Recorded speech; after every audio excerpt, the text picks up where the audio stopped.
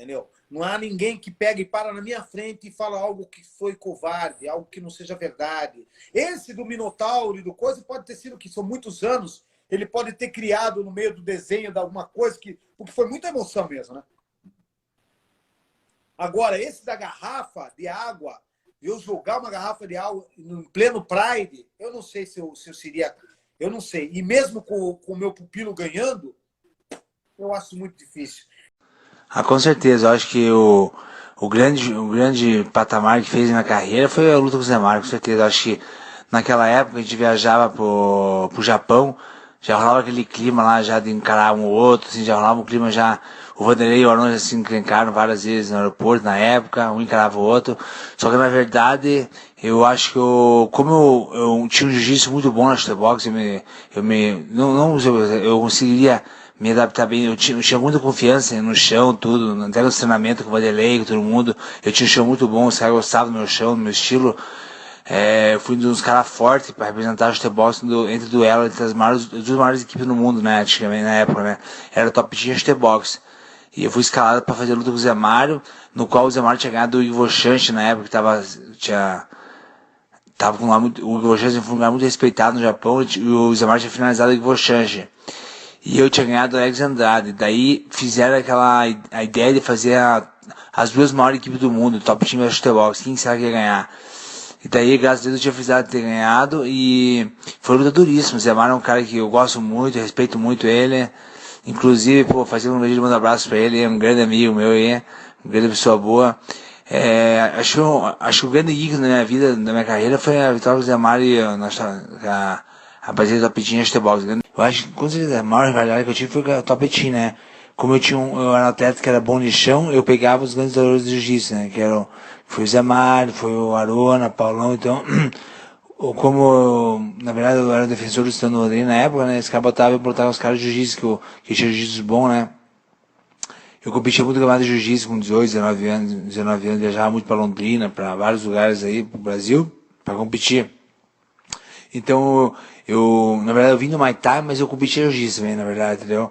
E então, quando eu comecei a estourar no MMA, eu era o único que treinava, quer dizer, lutava com jiu-jitsu, viajava para lutar com jiu-jitsu, focava no treinamento de jiu-jitsu kimono, então treinei bastante com jiu-jitsu, desculpa, treinei bastante jiu-jitsu e kimono para poder fazer grandes lutas, né? E, lógico, na época eu não imaginaria que ia chegar um evento tão grande como o Pride, mas sempre estava treinando e sempre sonhando, né, em estar um dia entrando num grande evento. E graças a Deus eu consegui estar num grande evento e fazer grandes luzes, né? Isso que é o mais importante, né? Cara, o Pride é o seguinte, cara. O que tinha no Pride de diferente, eu acho que era a soma disso tudo.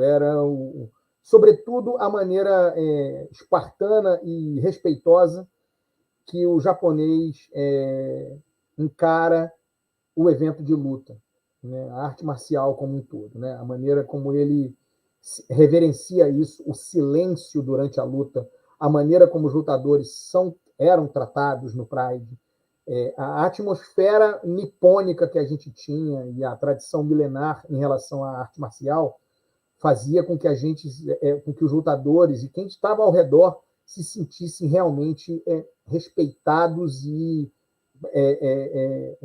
lisonjeados com o que acontecia. Claro que aí, se for falar de produção, né, enfim, o Brasil jogou a Copa do Mundo, Brasil e Alemanha, gol do Ronaldinho, 2 gols do Ronaldinho, Estádio Nacional de Yokohama, 78 mil pessoas, incrível, né? Então, um mês e meio depois, o Pride fez um evento com o K1, junto com o K1, onde eles fizeram num estádio em Tóquio, onde deu mais de 80 mil pessoas. Então, assim, deu mais gente no evento de luta do que na final da Copa do Mundo. Era a maneira como os japoneses encaravam isso. Então, toda a atmosfera, sem falar da produção, era assim, teve um evento do Pride, que eu não lembro qual foi o número dele, que os caras colocaram um pano em cima do ringue. O ringue estava completamente coberto por um pano, os lutadores já estavam dentro do ringue, e a mulher foi fazendo a apresentação, de repente o pano cai. Cara, era um negócio assim, fora da curva a maneira como eram as apresentações no Pride. A apresentação de entrada no Pride, de início do evento, era um negócio que não tinha igual em lugar nenhum. Isso fazia com que ele fosse um evento fora da curva. Eu e o Bebel, a gente às vezes manda vídeo para o outro, né? Escorre uma lágrima, né? Quando a gente fala sobre isso. É maravilhoso pensar no que foi o Pride. Sobre a história com o Rudimar, eu estava o time tinha se dividido, um pedaço do time tinha ido para o Japão,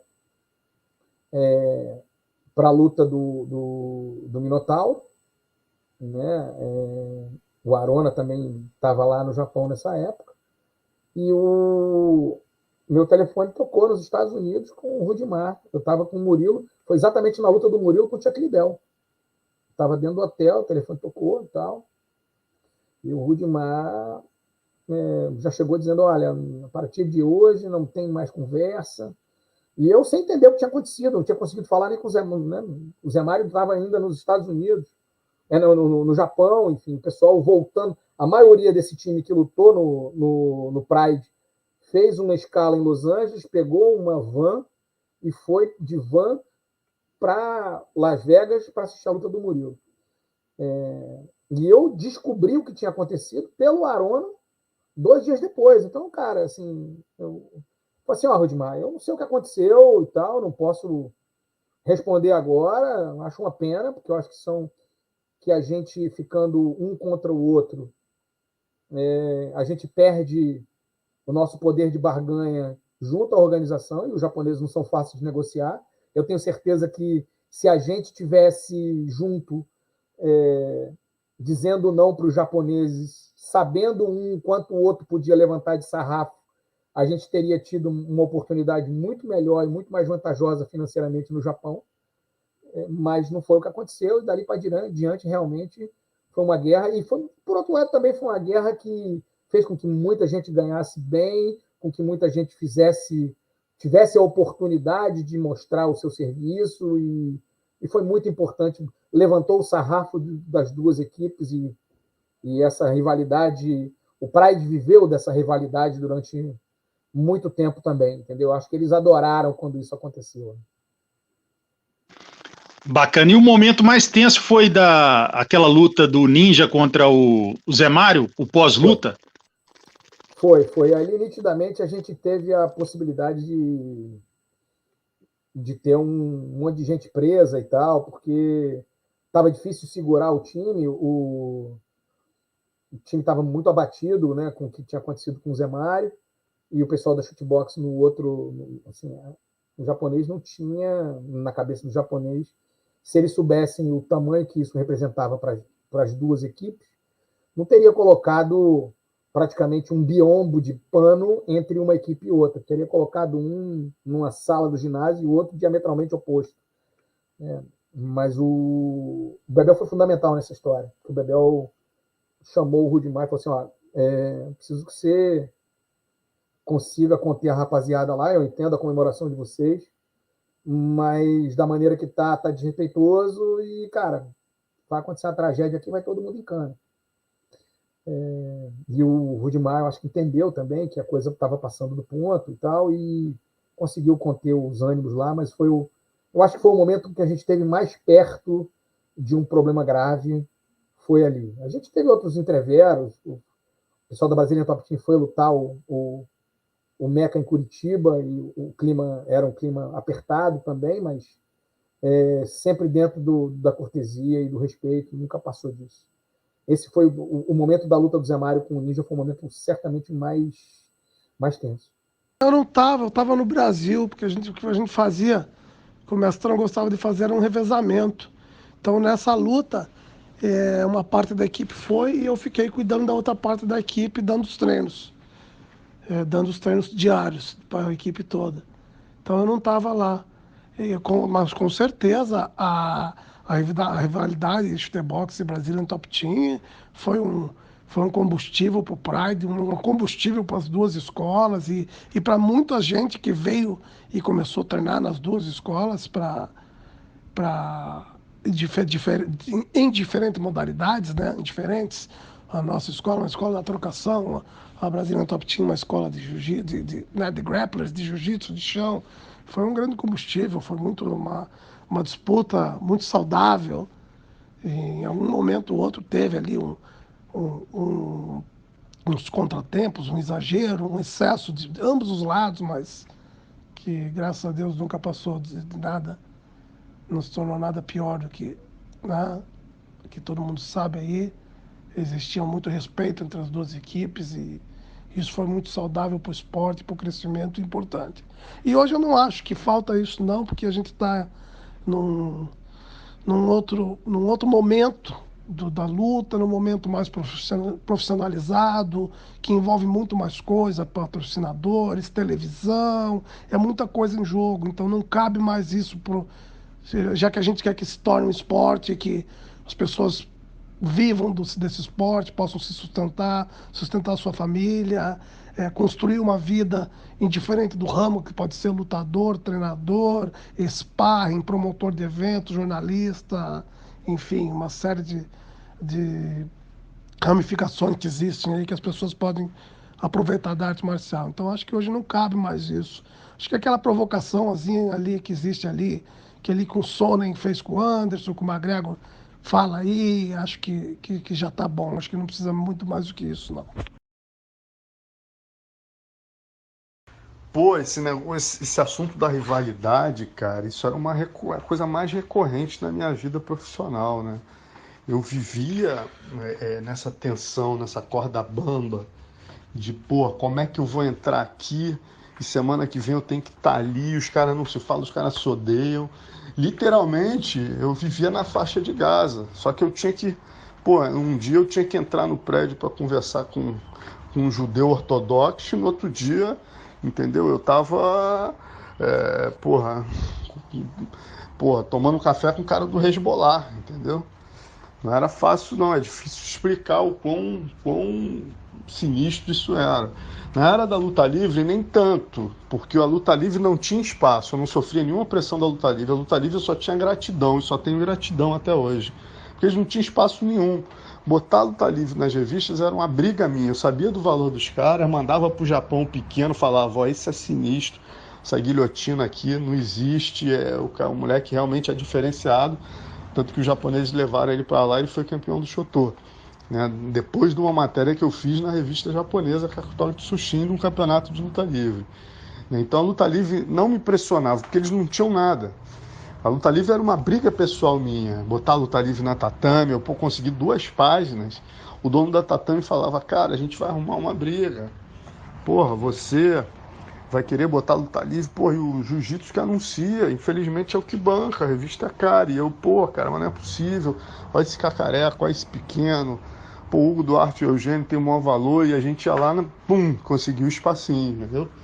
Então, assim, a luta livre não me impressionava, mas cada vez que saía a luta livre, o pessoal do jiu-jitsu falava, pô, tá amiguinho do Hugo, de Eugênio, porra, esses caras são bandidos, sofri uma pressão monstruosa.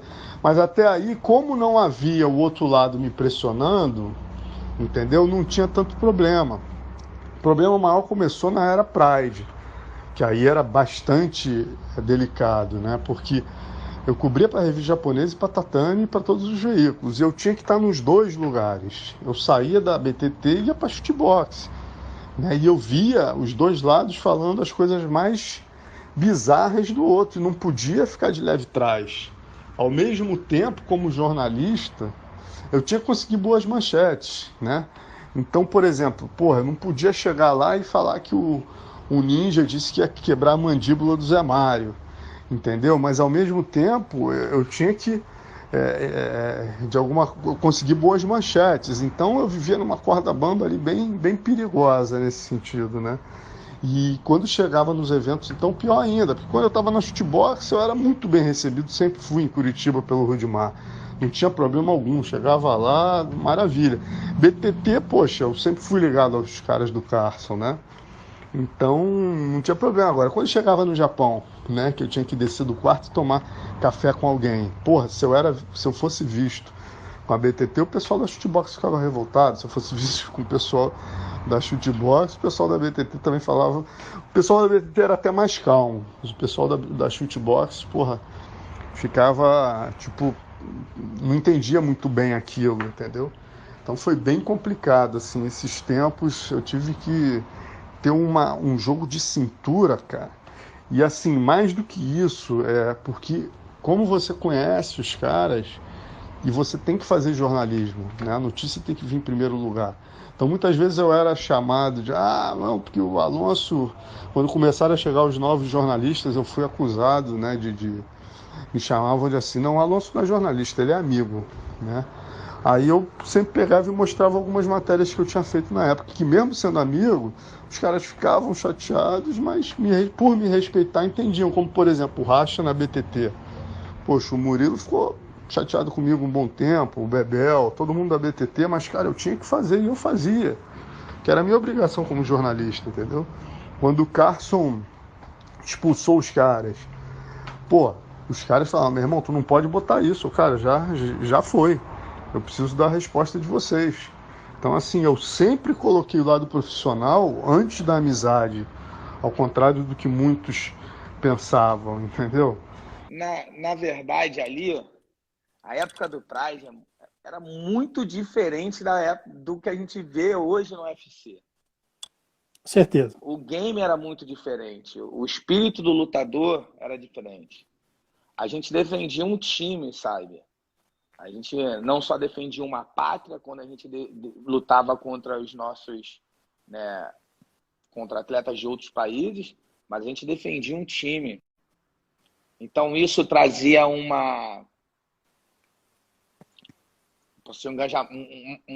conjunto maior entre os lutadores, né? Tipo, o Pride promovia essa disputa de times, né? E você tá ali, você tá muito conectado ao seu cara, como eu falei, o Arona era muito conectado a ele, a gente viajou diversas vezes não só nessa luta, mas diversas vezes pro Japão junto. E, pô, eu tenho uma conexão muito boa com eles. Eu sempre fui um garoto magrinho que treinava com os pesados de igual, então era sempre requisitado nos treinos por ser um cara leve, né?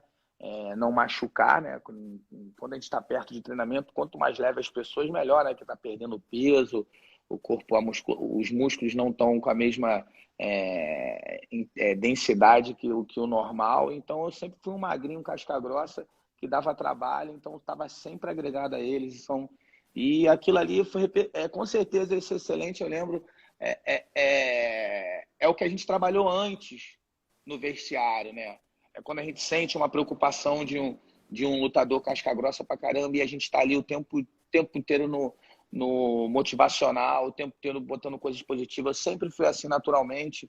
Hoje eu sei que eu tenho essa pegada no meu coração, eu sei que eu vim para isso aqui, para motivar as pessoas. Eu já tinha naturalmente isso com o Paulão, muito também. A gente conversava muito, eu já fiz corner do Paulão também. Eu sempre viajava com o Paulão para o Japão, a gente conversava muito.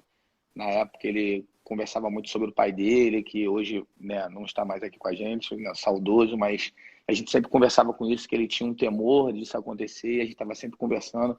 E é isso, cara. Quando você chega ali, tá no final, excelente, excelente, é porque tu sabe que o cara fez um trabalho excelente. Foi maravilhoso, aquela luta foi ótima. Eu tava com as manoplas na mão, né? Que fiquei com a manopla na mão e eu não sentei, na teoria, no corner dele mesmo. Mas a gente tinha uma área ali que a gente sentava de frente pro ringue. Cara, cada momento que o Arona ia para cima do Paulão, pegava aquela manopla e bau, bau, bau, bau, bau, bau, bau. Quando o Arona batia, eu tava com a manopla, vamos. E aquilo ali ficou forte, porque no Japão ninguém grita, né? Então tava eu igual um maluco ali, bau, bau, bau, bau, bau. Então aquela luta foi muito emocionante mesmo, muito mesmo. Então, dei logo em seguida o Rampage, eu lutei com o Minotauro, que foi o meu segundo adversário no GP. E naquela época o Minotauro e o Vanderlei, eles eram os dois favoritos a ganhar o GP, né?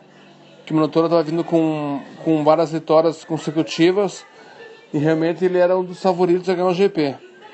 E eu treinei aquela luta, treinei muito Muay Thai, muito boxe, muito wrestling, porque o Minotauro realmente é um cara eclético completo. Mas realmente ele me impressionou com o seu boxe Eu sabia que ele tinha um boxe bom, mas não sabia que o boxe dele era tão afiado assim. E realmente foi uma luta que eu tive que me superar, mudar a estratégia para buscar a vitória, né? E com certeza, do meu ponto de vista, foi uma das melhores lutas que eu fiz até hoje. Então realmente eu fico feliz em mais uma luta minha estar gravada e como uma das melhores de todos os tempos. Então com certeza, além de eu ter vencido um grande atleta como o Minotauro, eu marquei essa luta na história.